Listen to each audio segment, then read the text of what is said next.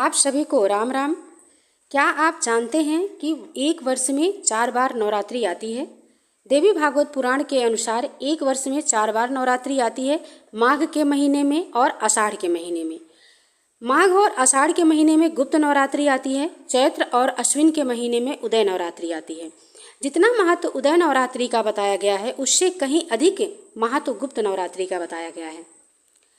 अब आप यह भी जान लीजिए कि चैत्र की नवरात्रि और अश्विन की नवरात्रि को हम सभी को करने के लिए विधान बताया गया है, जिसमें माँ दुर्गा के 9 रूपों की पूजा का विधान है और गुप्त नवरात्रि में माँ आदि शक्ति के 10 विद्याओं के पूजन और साधना की जाती है। इस बार यह नवरात्रि शनिवार को 6 जुलाई 2024 से शुरू हो रही है और 16 जुलाई दिन मंगलवार को समाप्त हो रही है। गुप्त नवरात्रि में विशेषकर तांत्रिक क्रियाएं, शक्ति साधनाएं, महाकाल आदि की पूजा का विशेष महत्व बताया जाता है। यह नवरात्रि हिमाचल प्रदेश, पंजाब, हरियाणा, उत्तराखंड के आसपास इलाकों में खास तौर पर मनाई जाती है। इन दिनों में माँ दुर्गा की साधना गुप्त रूप में की जाती है।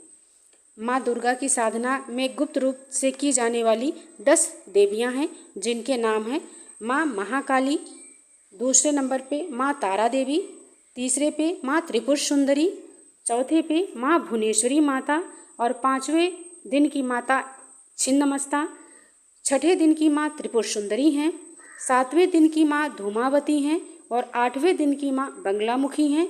9वें दिन माँ मातंगी की पूजा की जाती है और 10वें दिन माँ कमला देवी की पूजा की जाती है, जो लक्ष्मी स्वरूपा हैं।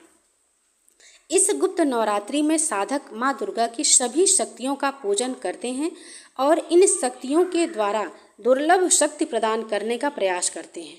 अष्टमी नवमी के दिन कन्या पूजन के बाद नवरात्रि के उद्यापन करने की मान्यता है।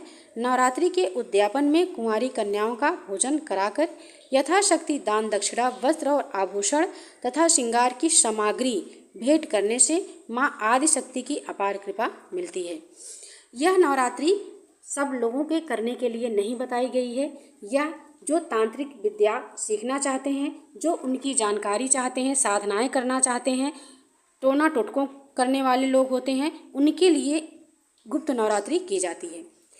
हम सभी को, सात्विक लोगों को, गुप्त नवरात्रि करने का कोई विधान बताया नहीं गया है। हम लोगों की जो उदय नवरात्रि आती है अश्विन के महीने में और चैत्र के महीने में, उन नवरात्रि को करने का विधान बताया गया है। और हम लोग जिस नवरात्रि को करते हैं उस नवरात्रि का एक बार करके उद्यापन करने का विधान भी नहीं है, क्योंकि हम लोग इस नवरात्रि को कई वर्ष तक करते हैं और कई वर्ष के बाद ही उद्यापन करते हैं। जय श्री माता जी की जय।